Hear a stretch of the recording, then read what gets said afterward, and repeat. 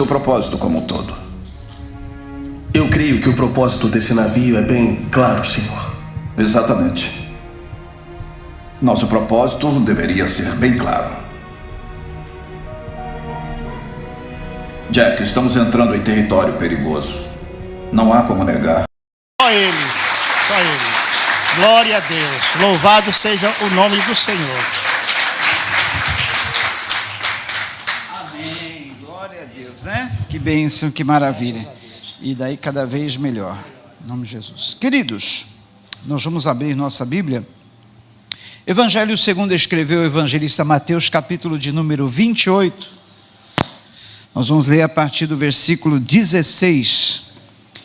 Evangelho de nosso Senhor Jesus Cristo, segundo escreveu Mateus, o capítulo de número 28, versículo 16 em diante, que nos diz assim. O texto já está projetado, eu vou ler com os irmãos. Os 11 discípulos foram para a Galileia, para o monte que Jesus lhes indicara. Quando ouviram, o adoraram, mas alguns duvidaram. Então Jesus aproximou-se deles e disse: foi-me dada toda a autoridade nos céus e na terra.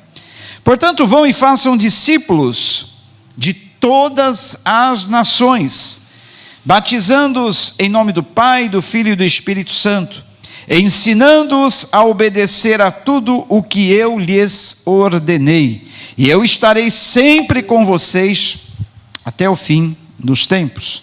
Agora vamos para Atos, livro dos Atos dos Apóstolos, capítulo de número 1, nós vamos ler a partir do versículo 1, Atos 1 em diante, que diz assim: em meu livro anterior, Teófilo, escrevi a respeito de tudo o que Jesus começou a fazer e ensinar, até o dia em que foi elevado aos céus, depois de ter dado instruções por meio do Espírito Santo aos apóstolos que havia escolhido.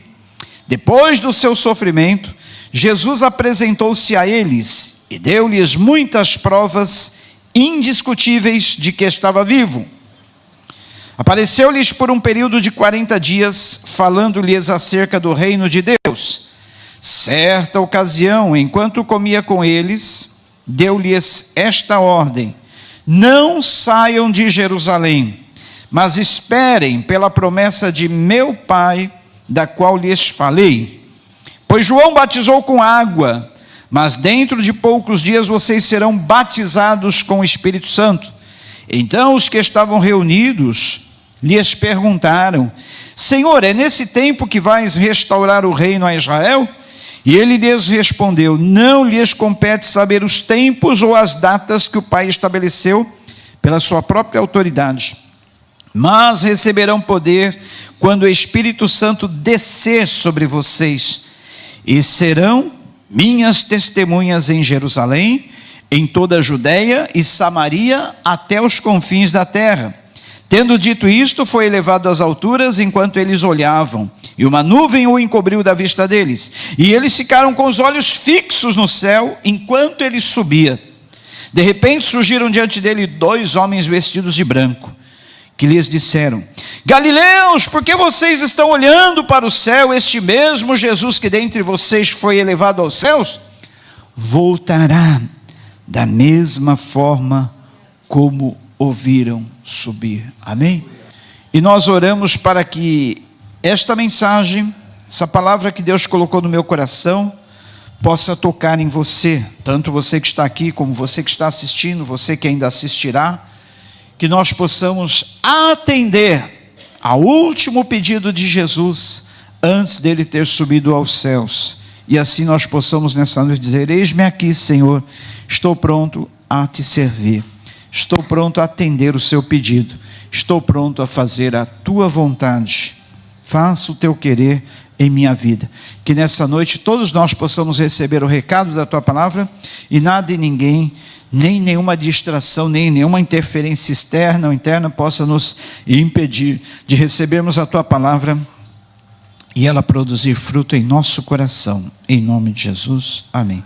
Esse pequeno filme conta a história de um navio que naufragou, e perto desse navio naufragado, havia um outro navio, um grande navio de passageiros, onde se realizava uma grande festa, um culto, e de repente, eles são chamados, esse navio que estava navegando ali tranquilamente, realizando uma festa, um culto, eles são chamados para atender um pedido de socorro de um navio que havia naufragado próximo deles. Porque esse grande navio, que estava navegando seguramente e tranquilamente pelas águas, tinha 62 tripulantes, 24 botes salva-vidas, que poderiam ajudar aquele outro navio, aquelas outras pessoas que haviam naufragado. E aí, o capitão da guarda costeira emite uma ordem, o imediato vai até o comandante da embarcação do navio, dizendo: olha, tem um navio aqui perto da gente que está naufragado, pessoas estão ali se submergindo nas águas, e nós podemos ajudá-los. Nós temos 24 botes salva-vidas, precisamos de 2 pessoas para lançar cada um dos botes na água e puxar essas pessoas que estão se afogando. Só que o comandante disse: não, essa missão não é para nós, é muito incômodo nós deixarmos aqui o interior do navio, que é seguro, que é confortável, cômodo, e nós irmos lá para cima do convés, no meio dessa chuva, essa tempestade, lançarmos botes salva-vidas para puxar, sabe lá quem é que está se afogando lá? Não, nós não queremos nos meter nisso. E daí, daquele pedido de socorro que foi feito, quantos atenderam ao pedido? Meia dúzia de pessoas, no meio de 62 tripulantes, que se dispuseram: não, eu vou lá. Inclusive, o marinheiro que estava iniciando os trabalhos do navio naquela noite: eu vou lá, porque aquelas pessoas que estão se afogando, precisam de um socorro, e nós temos esse meio de socorrê-las. Basta nós tomarmos um pouquinho de chuva lá no convés, que não vai fazer mal para ninguém, nos esforçarmos a ponto de lançarmos um bote salva-vidas na água e vamos puxando quantas pessoas nós pudermos. Mas a maioria das pessoas que estavam naquele grande navio preferiram ficar lá, no bem bom, quentinho, cômodo, confortável, seguro, sem tomar chuva, porque inclusive eles teriam culto naquela noite, haveria um culto no navio. Eles estavam preocupados, né? Mostrar melhor roupa, marcar presença naquele culto, se banquetear, enquanto as pessoas estavam morrendo ali do lado de fora, bem pertinho deles. Meia dúzia de tripulantes lançam ali sobre as águas do mar uma pequena quantidade de botes, consegue salvar algumas pessoas e outras morrem, inclusive aquela menininha que vocês viram, a mãe gritando desesperadamente pela filha, e a filha morrendo submersa nas águas, porque faltaram pessoas daquele grande navio para lançarem seus botes salva-vidas e ali resgatar vidas que estavam se perdendo. Esse é o sentido desse pequeno filme, que traz para nós uma alegoria do que é a igreja. A igreja é um grande transatlântico moderno, um navio de turismo, um navio de passeio, onde nós temos segurança do lado de dentro, conforto, comodidade, amizades. Ou a igreja é aquela que vai lançar botes salva-vidas no mar deste mundo para resgatar as pessoas que estão morrendo lá fora. Qual é a missão da igreja? Qual é a missão de nós, que somos a igreja do Senhor? Vocês se identificaram com alguma pessoa nesse filme?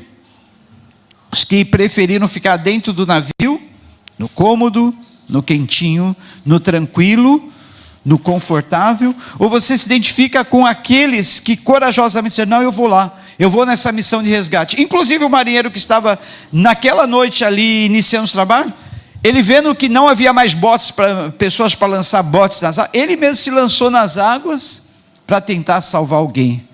Mas pobre coitado, morreu naquela missão. Mas ele quis dar a sua vida para tentar resgatar a menininha que estava ali se afogando. Gente, quando eu assisti esse filme, eu comecei a pensar, o que é a missão da igreja? O que é a nossa missão? O que nós estamos fazendo? O que são as vidas que estão se perdendo lá fora? E eu comecei a pensar, meditar, o Senhor falando comigo, e aí eu fui para Mateus 28, onde fala do último pedido de Jesus, antes de subir aos céus. Jesus, como último pedido que ele deixou, antes de ser assunto aos céus, ele falou, vão, façam discípulos de todas as nações, batizando-os em meu nome, ensinando-os a guardar todas as coisas que vos tenho ordenado. E vocês não estarão sozinhos nessa missão não, eis que eu estou convosco todos os dias até a consumação dos séculos. Em Atos 1:8 ele diz assim, olha, mas vocês receberão poder e serão minhas testemunhas, tanto em Jerusalém, Judeia, Samaria, até os confins da terra. Esperem em Jerusalém para serem revestidos do poder, e quando forem revestidos do poder do alto, vocês serão minhas testemunhas. No grego original que foi escrito no Novo Testamento, a palavra testemunha quer dizer mártir. Vocês serão aqueles que darão a vida por mim, para resgatar outras vidas. Esta é a missão da igreja, não tem outra, não tem outro propósito de nós nos reunirmos aqui domingo após domingo, semana após semana, recebermos ensinamentos da palavra e não colocarmos em prática. A missão principal da igreja é resgatar os perdidos. E como você está desempenhando essa missão? Você tem falado do amor de Deus para as pessoas lá fora, para o seu familiar, para o seu parente, para o seu colega de trabalho, para o seu vizinho, para a sua vizinha, para a pessoa na escola? Você tem falado de Jesus? Você tem feito o convite para eles virem conhecer Jesus? Se você não consegue expor o plano da salvação, falar de Jesus, você já se dispôs a abrir a sua casa para ser uma igreja? Nós estamos entrando numa outra fase, a igreja está partindo para uma outra expansão, outro tipo de expansão, onde nós desejamos que cada casa de cada crente seja uma igreja, seja um pequeno núcleo, seja uma pequena célula. Eu tenho conhecido um pessoal da Alemanha, inclusive são pessoas as quais a gente está cooperando, fazendo parceria com eles, programa na rádio deles. E essa semana eu fiquei horrorizado, porque aquele casal que está lá na Alemanha disse, pastor, aqui na Alemanha nós não encontramos igrejas evangélicas. Para congregarmos nós precisamos viajar 2 horas, 3 horas de ônibus para encontrarmos uma igreja. E mesmo assim, não é aquela igreja que nós estávamos habituados no Brasil. 2 ou 3 horas de ônibus para encontrar uma igreja. E eles, como naquele apelo dos macedônios para Paulo, eles disseram, pastor, nos ajude, abra um trabalho aqui na Alemanha, pastor, nós precisamos urgentemente de igreja. E aí, olhando para mim, olhando para nós, para as nossas condições, eu fiquei pensando, como nós somos pequenos, como nós somos limitados, no tamanho, financeiramente. O dinheiro lá na Europa vale 6 vezes o nosso. 1 euro vale 6 vezes o real. Quanta dificuldade. Mas aquilo me tocou tanto que eu falei, olha, vocês estão dispostos a iniciar um trabalho aí na casa de vocês? Eles falaram, pastor, aqui não dá, porque nós moramos em apartamento. As leis aqui na Alemanha são rígidas. Nenhum barulho, nada. Mas eles se prontificaram, eles falaram que vão procurar uma casa que tem uma garagem, e eles estão dispostos a iniciar esse trabalho lá, tendo nós como retaguarda, hein? Olha a responsabilidade, queridos. Aí eu comecei a pensar, mas e os obreiros? A palavra de Deus fala, Jesus falou, a seara é grande, mas são poucos os ceifeiros. Rogai ao Senhor da seara para que envie trabalhadores para a sua seara. Em Romanos 10, o apóstolo Paulo ele faz o seguinte apelo: a fé vem pelo ouvir a palavra de Deus. Mas como ouvirão se não há quem pregue? Como pregarão se não há quem envie? Olha só a responsabilidade da igreja. Aí eu lembrei que nós iniciamos esse curso de treinamento de liderança, esse curso de treinamento ministerial. Eu falei, tem um propósito. Deus primeiro nos prepara, Deus primeiro nos capacita para então nos enviar. Esse é o propósito da igreja. Nós fomos salvos, amém. Nós estamos vivendo em Cristo, amém. Nós estamos desfrutando dos prazeres de sermos de Jesus, de sermos igreja, participarmos da igreja, sim, mas tem um propósito, não podemos ficar só aqui, temos que ir além. Jerusalém é bom, é maravilhoso, mas tem a Judéia, tem a Samaria, tem os confins da terra. Camboriú nos espera, o trabalho já está pronto para começar. Já existe o local que nós transformamos, uma propriedade que era nossa, privada, uma propriedade do pastor, mas o pastor fez questão de construir em cima um recinto, um cenáculo, que cabe em 80 cadeiras, as 80 cadeiras já estão lá. Cadê os obreiros? Cadê as pessoas que vão estar lá empunhando a Bíblia, vão estar lá convidando as pessoas? Já temos até luta, o trabalho nem começou, já tem perseguição, temos que orar por essas perseguições, Rafael?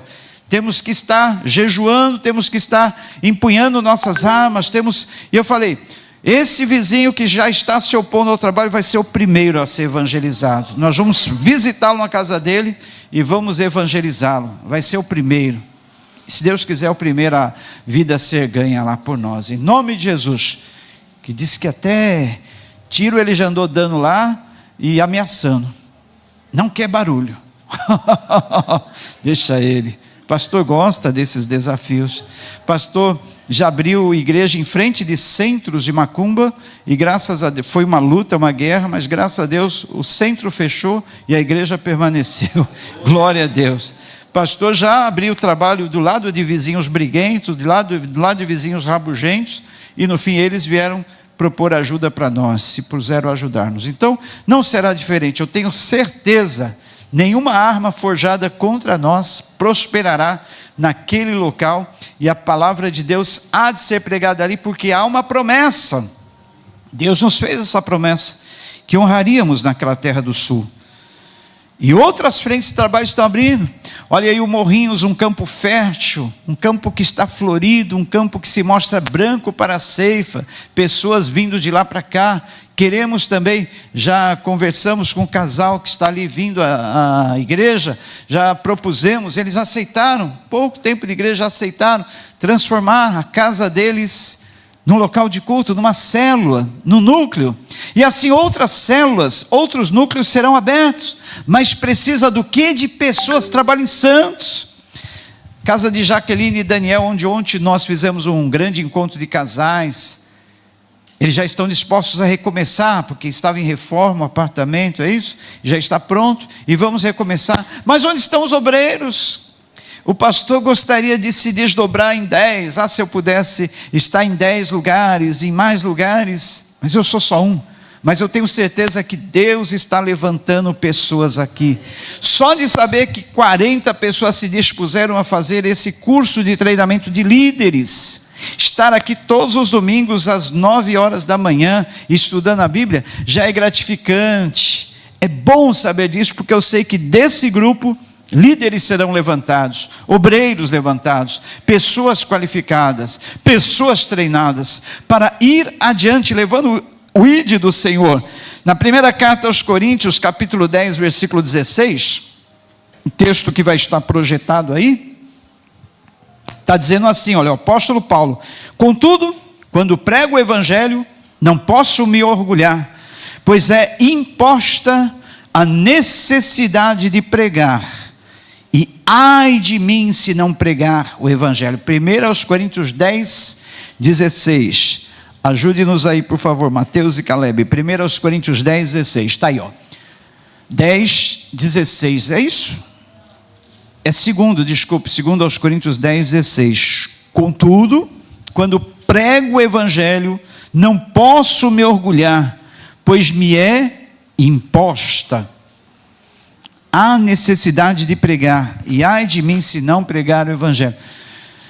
Não é esse texto. Se alguém conseguir achar o versículo aí, fala para nós, porque é importante. Olha, contudo, o apóstolo Paulo dizendo, quando eu prego o evangelho, não posso me orgulhar, pois me é imposta a necessidade de pregar, e ai de mim se não pregar o evangelho. Alguém achou onde está esse texto?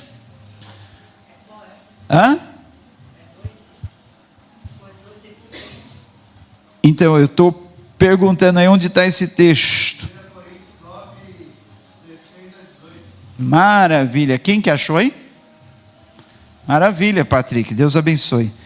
Coloca aí para nós então, Mateus, 1 aos Coríntios 9, 16 a 18. Não é 10, 16, é 9, 16 a 18. Errei por um capítulo. Contudo, quando prego o evangelho, não posso me orgulhar, pois me é imposta a necessidade de pregar. Ai de mim se não pregar o evangelho. Olha o apóstolo Paulo dizendo, ai de mim se não pregar o evangelho. Me é imposta essa necessidade. Não é uma opção eu pregar o evangelho. Me é imposta essa necessidade. E esta necessidade não é só do apóstolo Paulo, é de cada um de nós. Cada um de nós tem essa necessidade, tem essa obrigação, tem esse dever, tem essa missão, pregar o evangelho. Ai de nós se não pregarmos o evangelho. Eu tenho certeza, queridos, que eu nasci para esse propósito. As condições que eu nasci, minha mãe me gerou com 40 anos, mais de 40 anos, sem condições de me gerar. Eu nasci no meio de uma reunião de oração, fui criado no evangelho, e eu nasci para isso. Eu canso de dizer, olha, se eu não usar minha vida para pregar o evangelho, eu não tenho mais utilidade nenhuma. Eu tenho certeza que Deus me leva no dia seguinte, se eu decidir parar de pregar o evangelho, se eu decidir parar de cumprir a minha missão. Deus me leva porque eu não nasci para outro propósito, para outro objetivo, senão pregar a palavra de Deus. Não é normal uma criança com 4 anos tendo como brincadeira principal dirigir cultos, pregar para animais, patos, galinhas, pintinhos, cachorros. Era a minha brincadeira predileta de criança. Então eu nasci para isso. E eu posso dizer como o apóstolo Paulo, quando eu prego o evangelho, eu não posso me orgulhar, pois me é imposta a necessidade de pregar. E ai de mim se eu não pregar o evangelho. Se eu decidir me aposentar, parar, Deus me leva no dia seguinte, tenho certeza. Me é imposta essa obrigação. E eu tenho certeza que este é o seu caso, é o caso de muitos. Se você não quiser pregar o evangelho, Deus vai falar, então tua vida não tem sentido, não há por que você viver. Você está vivendo para isso. Se você foi chamado, se você foi salvo, você tem a necessidade, é imposta sobre você a necessidade de pregar o evangelho. Mas eu não sei falar, pastor, eu não tenho essa facilidade, eu me embanando todo, me enrolo todo, eu fico todo tímido e envergonhado para pregar o evangelho. Você sabe entregar um folheto para alguém? A partir dessa semana nós vamos começar a dispor, ali nas mesinhas ali atrás, folhetos para cada pessoa levar um punhadinho para casa. Eu vou preparar essa semana e vou dispor folhetos para cada pessoa levar no seu bolso. E durante a semana, você está numa fila do ônibus, você está no ônibus, num coletivo, você está na barca, você está na fila do banco, em algum lugar, você encontrou alguém na rua, tira o folheto do bolso, ó, um folhetinho para você ler, um convitinho para você ir na minha igreja. Será que você consegue fazer isso? Todos nós conseguimos. Você pode não conseguir expor o plano da salvação para a pessoa, mas você com certeza consegue entregar um folheto, convidar a pessoa para vir ao culto. Olha, eu não sei falar de Jesus para você, como pastor, os obreiros ali, sabe? Mas vamos lá na igreja que você vai ouvir uma palavra que vai explicar para você o plano da salvação. Atos 10, 24. O mesmo apóstolo Paulo ele diz assim, todavia, Atos 10, 24, esse está certinho, hein? Atos 10, 24, todavia, não, meu Deus, aliás, eu que li errado, é Atos 20, 24, não é, eu li errado, eu anotei certo, mas li errado, Atos 20, 24, Todavia, não me importo, nem considero a minha vida de valor algum para mim mesmo, se tão somente puder terminar a corrida e completar o ministério que o Senhor Jesus me confiou, de testemunhar do Evangelho da graça de Deus. Olha, o apóstolo Paulo, que ele era um homem formado, ele era um homem que tinha títulos, ele era um homem que tinha posses, ele era um homem de uma alta nobreza, ele pertencia ali a uma classe que ele podia ser um sacerdote, podia ser alguém do templo. Ele era instruído aos pés do mestre da lei chamado Gamaliel, um dos principais mestres daquele dia. Mas ele disse assim: todavia, eu não me importo, nem considero a minha vida de valor algum para mim mesmo. Minha vida não tem nenhum valor, se tão somente eu puder terminar a corrida e completar o ministério que o Senhor Jesus me confiou. De quê? De testemunhar do Evangelho da graça de Deus. Paulo não deu valor à sua vida, tão somente ele queria testemunhar do Evangelho da graça de Deus. Sabe como morreu Paulo? Decapitado, numa prisão em Roma.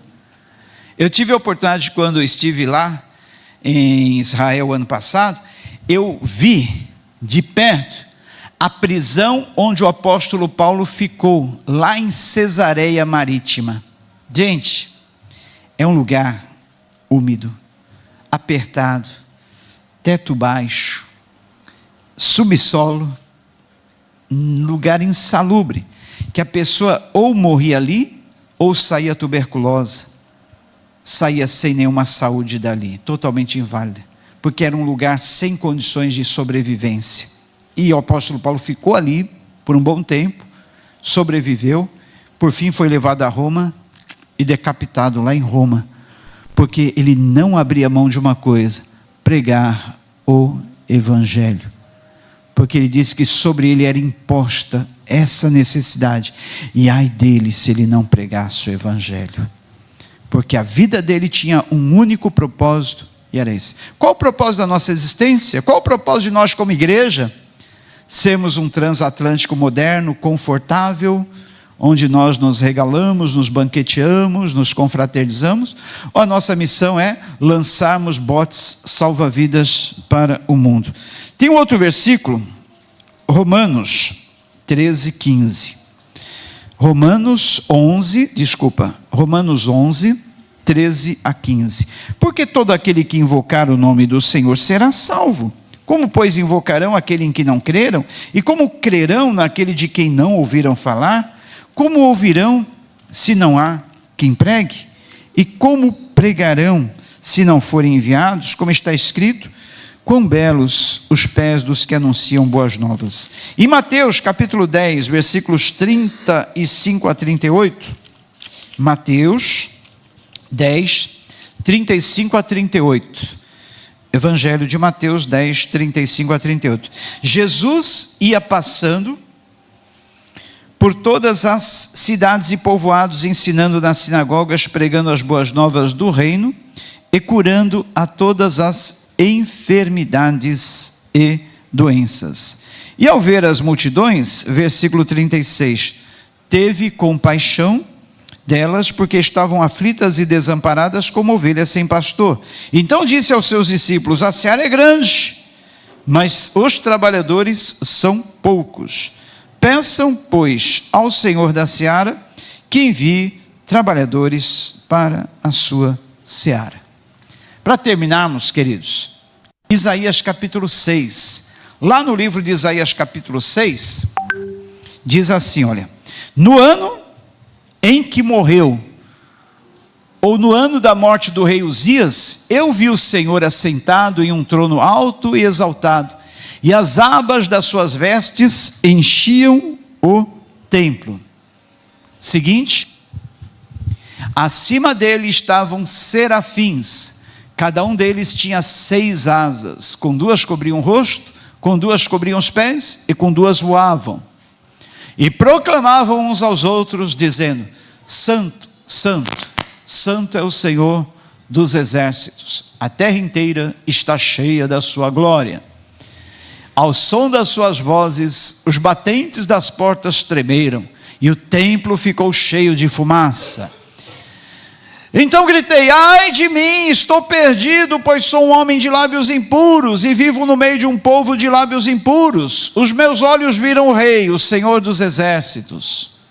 Logo, um dos serafins voou até mim, trazendo uma brasa viva, que havia tirado do altar com uma tenaz. Com ela, tocou a minha boca e disse: veja, isto tocou os seus lábios. Por isso a sua culpa foi removida, e o seu pecado perdoado. Então ouvi a voz do Senhor conclamando: a quem enviarei? Quem há de ir por nós? Quem irá por nós? Eu respondi: aqui estou, envia-me a mim. O profeta Isaías trabalhava na corte de um rei, o rei Uzias. Ele tinha uma alta posição, ele tinha uma função privilegiada, servia na corte. Só que houve um ano que o rei Uzias morreu. E naquele ano que o rei Uzias morreu, ele teve essa visão. Ele viu o Senhor assentado no alto e sublime trono. Em volta dele serafins. A palavra serafim quer dizer ardente. Quer dizer aqueles seres em brasas de fogo. E ele disse que esses seres tinham duas asas que cobriam seu rosto, simbolizando a santidade de Deus. Duas asas cobriam o pé, simbolizando a missão da igreja. Com duas asas voavam, simbolizando a disposição para o trabalho do Senhor. E eles diziam assim: Kadosh, Kadosh, Kadosh, santo é o Senhor dos exércitos. Kadosh, Kadosh, Kadosh, Yahvé Shabaoth, grande é o Senhor, santo é o Senhor dos exércitos. E aí, Isaías, diante daquela visão, ele ficou estarrecido e ele disse assim: olha, eu vi o Senhor. Ai de mim que vou perecendo, porque eu sou um homem de lábios impuros. Habito no meio de um povo de impuros lábios. E eu vi o Senhor dos exércitos. Mas aí eis que o anjo tocou os lábios dele com uma brasa viva e disse: este teu pecado foi perdoado. Teu pecado foi removido. Você foi purificado. Queridos, a Bíblia diz que noite e dia Satanás nos acusa. Está escrito lá em Apocalipse 12, 9. Nós temos um acusador que nos acusa dia e noite diante do trono de Deus, por qualquer mínima das nossas falhas. Você deve sentir essa acusação, vem do próprio Satanás. É como se fosse um tribunal, Satanás sendo promotor de justiça, acusando, e Jesus, como nosso advogado de defesa, ele se apresenta diante do Pai e diz: olha, veja as marcas nas minhas mãos, veja o meu lado furado, eu morri por essa pessoa. Satanás, o promotor de justiça, ele diz: olha, meritíssimo, excelentíssimo Senhor juiz, o fulano, a fulana, pecou, fez isso, fez aquilo, é digno de morte, é réu do inferno, fez isso, praticou aquilo, merece condenação. Jesus, como nosso advogado, primeira epístola de João, capítulo 2, versículos 1, diz: filhinhos, não pequeis, mas se pecar, temos um advogado diante do Pai, Jesus Cristo justo, que nos perdoa de todo pecado. João 9, se confessarmos os nossos pecados, Ele é fiel e justo para nos purificar os pecados e nos perdoar de toda maldade. Olha só, aí Jesus se apresenta diante do Pai: Pai, Satanás está apresentando acusação, mas eu venho apresentar a defesa. Eu morri por essa vida, eu derramei meu sangue por essa vida, olha aqui meus ferimentos, mostrando meu amor por essa vida. O que o Pai, como juiz, faz? Ele ouviu a acusação de Satanás, ouviu a defesa do nosso advogado, que é Jesus, e ele bate o martelo e diz: está perdoado, condenação removida, sentença é: perdoado, justificado, livre de toda condenação, nenhum mal mais pesa sobre essa pessoa. Queridos, assim somos nós somos perdoados, livres da condenação, justificados. Nenhum pecado mais nós temos que pagar, porque Jesus pagou por todos os nossos pecados. E agora? Vamos viver à la vontade, porque nós fomos perdoados, nós estamos cheios da graça, nós não somos mais réus do inferno, não vamos mais sofrer o castigo eterno. Olha, Jesus nos deu paz. Vamos desfrutar dessa paz. Jesus tem nos dado até prosperidade. Vamos nos banquetear, vamos aproveitar. Assim como nós fomos perdoados, conhecemos o amor de Jesus, há pessoas lá fora que precisam também conhecer. Pessoas que estão naufragando no mar desse mundo. Nós somos a igreja que temos os botes salva-vidas. Qual será a nossa atitude? Qual será a nossa decisão? Continuaremos a desfrutar de todos os privilégios como igreja? Ou vamos atender a missão que Jesus nos destinou? Ide, fazei discípulos de todas as nações, ensinando-os a guardar todas as coisas que vos tenho ordenado, batizando-os em nome do Pai, do Filho e do Espírito Santo. E eis que eu estou convosco todos os dias até a consumação dos séculos. Vão, façam discípulos. Sejam revestidos do poder do alto e serão minhas testemunhas, tanto em Jerusalém, como Judeia, Samaria, em todos os confins da terra. Curve a sua cabeça junto comigo. Se você nesta noite ouviu o apelo do Mestre, se você nesta noite está disposto a dizer como Isaías: eis-me aqui, envia-me a mim. Eis-me aqui, Senhor, estou pronto a te servir. Se você é um desses que está dizendo: eis-me aqui, envia-me a mim, eu não vou chamar você aqui à frente, mas você e Deus, aí onde você está, tome essa decisão de obedecer o ID do Senhor. Eu tenho certeza que de cara o Senhor não vai te levar lá para a África, não vai te levar logo de cara para outro país. Ele vai esperar que você seja um missionário aqui, em Jerusalém, depois na Judeia, em algum estado vizinho, cidades vizinhas, Samaria, alguma localidade mais distante. Aí com certeza depois Ele te enviará até os confins da terra. Mas comece a ser um missionário aqui na sua Jerusalém, aqui na sua cidade, aqui no seu bairro, aqui na sua terra, para que depois você vá mais adiante. Eis-me aqui, estou pronto a te servir. Eis-me aqui, atendendo o teu chamado, o teu ide. Eis-me aqui, Jesus. Eis-me aqui. Poderíamos cantar essa canção? Eis-me aqui, para o teu chamado. Como dizer não se me deste unção? Deus tem te dado unção. Deus tem te derramado do Espírito Santo. Para quê? Com que finalidade?